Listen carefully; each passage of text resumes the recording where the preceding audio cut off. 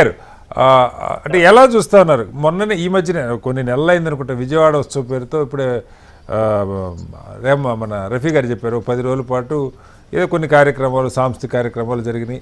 సరే నది ఒడ్డున విజయవాడ నగరంలో కాబట్టి ప్రజలు వచ్చి చూస్తారు. అంటే దానికి ఒక విజయవాడకి ప్రతి సంవత్సరం కొన్ని రోజులు విజయవాడ ఉత్సవంలాగా చేసే ప్రయత్నం. అంటే వీటికి పెద్ద ట్రాక్షన్ ఉంటుందా? ఇప్పుడు పండగ ఎక్కడికక్కడ మామూలుగా జనం కూడా చేసుకుంటారు. బట్ ఇది యాక్చువల్గా పండగ కంటే కూడా కొంచెం ముందు 8 నుంచి 10 దాకా అంటే పండగ ప్రారంభం కాక ముందే జరుగుతున్నటువంటి ఈవెంట్. ఏంటి దీన్ని కాంగ్రెస్ పార్టీ ఎలా చూస్తుంది? బ్రాండింగ్కి ఇది ఉపయోగపడుతుందా? నేమ్ అయితే క్యాచీగా ఉంది. అమరావతి ఇందాక ఎవరు అన్నారు మన రఫీ గారే ఏదో సాంస్కృతిక సమ్మేళనం అంటే పెద్దగా ఏదో రొటీన్గా జరిగే కార్యక్రమం అలా కాకుండా కొంచెం క్యాచీగా ఉండేట్టు పెట్టారు. ముఖ్యమంత్రి ఉప ముఖ్యమంత్రి హాజరవుతూ ఉన్నారు కార్యక్రమానికి. చాలామంది నిపుణులు లేదంటే సినిమా ఇతర రంగాలకు చెందిన కళల రంగాలకు చెందిన వాళ్ళు హాజరవుతూ ఉన్నారు. దీనివల్ల కేవలం వినోదమేనా? ఏదన్నా దీర్ఘకాలంలో కొంత అక్కడ ఈ ఫైన్ ఆర్ట్స్కి సంబంధించి ఏదైనా రావడానికి అట్లీస్ట్ టూరిజం పెరగడానికి ఏమైనా ఉపయోగపడుతుందా?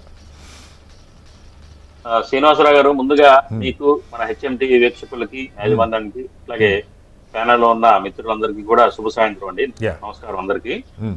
అయితే మేము కాంగ్రెస్ పార్టీ తరఫు నుంచి దీన్ని స్వాగతిస్తా ఉన్నాము. ఎందుకంటే ఇది ఒక మంచి ఆహ్లాదకరమైన కార్యక్రమంగా దీన్ని చూస్తా ఉన్నాము. తప్పించి ఇది కమర్షియల్ పర్స్పెక్టివ్ లో ఏమీ మనం దీన్ని ఆశించక్కర్లేదు. కాకపోతే ఏంటంటే విజయవాడ కేవలం విజయవాడ కృష్ణా జిల్లానే కాదు, ఇది పండగకి చాలా ముందుగా నిర్వహిస్తున్నారు కాబట్టి 8, 9, 10 తేదీల్లో రాష్ట్రం నుంచి కూడా అనేక జిల్లాల నుంచి కూడా దీంట్లో పాల్గొనే అవకాశం చూద్దామని వచ్చి దీంట్లో పాల్గొని ఆనందించే అవకాశం కనపడతా ఉంది.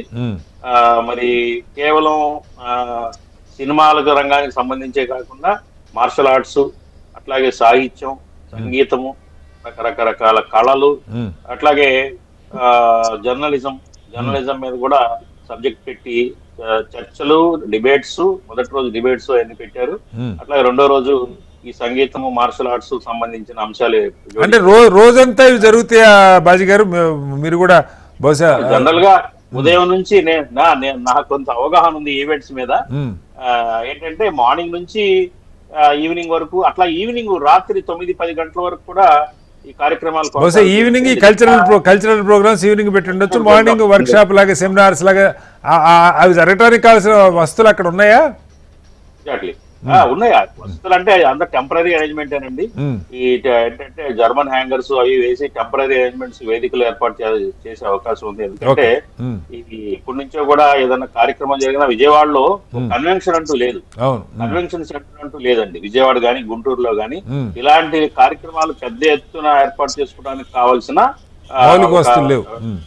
వేదిక లేవు, మౌలిక వసతులు లేవు. ఏదైతే ఈ టెంపరీగా ఈ టెంట్ హౌస్ వాళ్ళతోటి ఈ టెంపరీ సెటప్ చేసుకొని ఏర్పాటు చేయటమే తప్ప ఇక్కడ నేను ఈ సందర్భంగా ఏంటంటే ప్రభుత్వానికి నేను విజ్ఞప్తి చేసేది ఒక మంచి ఇట్లాంటి కార్యక్రమాలు చేసుకోవడానికి నిర్వహించడానికి వీలైన చాలా పెద్ద విశాలమైన ఒక కన్వెన్షన్ సెంటర్, అట్లాగే ఒక ఎంగేజ్మెంట్ సెంటర్స్ లాగా ఒకటి ఏర్పాటు చేయాల్సిన అవసరం ఉందండి. కాబట్టి దానిపై దృష్టి పెట్టాలనేది ఈ సందర్భంగా నేను ప్రభుత్వాన్ని కోరుతా ఉన్నాను.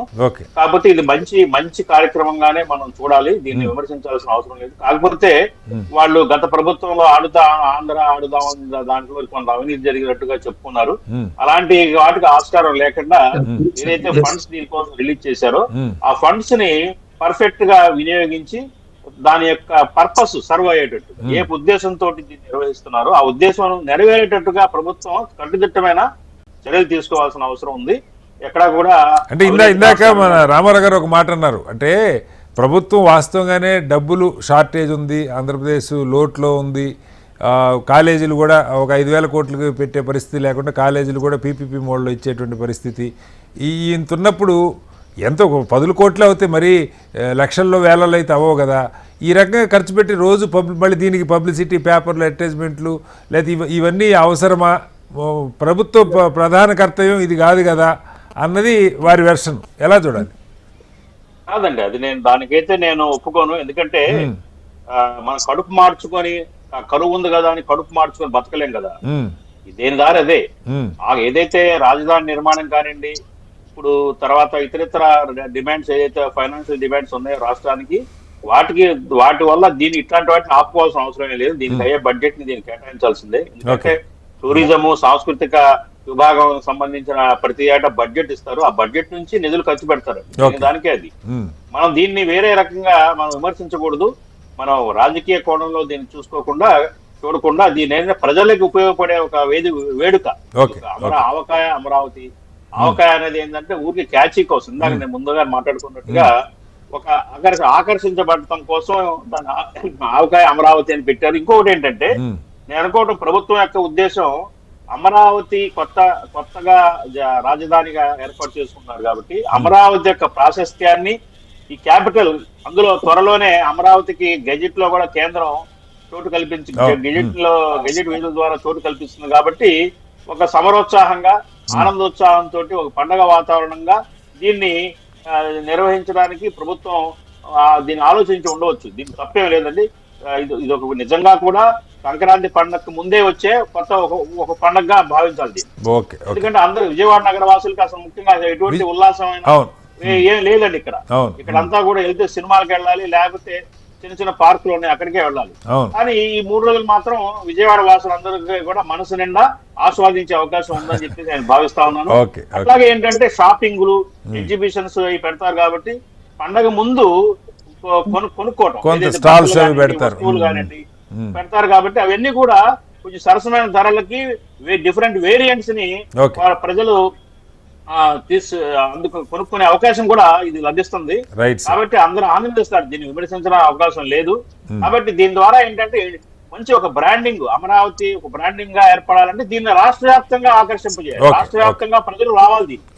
కేవలం విజయవాడ ఇక్కడ చుట్టుపక్కలే హోర్డింగ్లు అవి పెట్టారు కానీ రాష్ట్ర వ్యాప్తంగా కూడా ప్రజల్ని ఆకర్షింపజేస్తే ఒక అమరావతి నగరం నిర్మించబోయే ముందు ఏంటంటే ఇది ఒక ఉత్సాహాన్ని ఇస్తుంది, ఒక స్ఫూర్తిని అందిస్తుంది అన్నది ఉద్దేశం. కాబట్టి ఏంటంటే ఇది మేము కాంగ్రెస్ పార్టీ నుంచి నేను విమర్శించట్లేదు దీని గురించి. కాకపోతే డబ్బులు జాగ్రత్త, డబ్బుల్ని మాత్రం దుర్వినియోగం కాకుండా, దీంట్లో అవినీతి జరగకుండా, అవినీతి జరిగిందనే రేపొద్దున విమర్శలు రాకుండా జాగ్రత్త పడాల్సిన బాధ్యత ప్రభుత్వం మీద. Right sir. రఫీ గారు,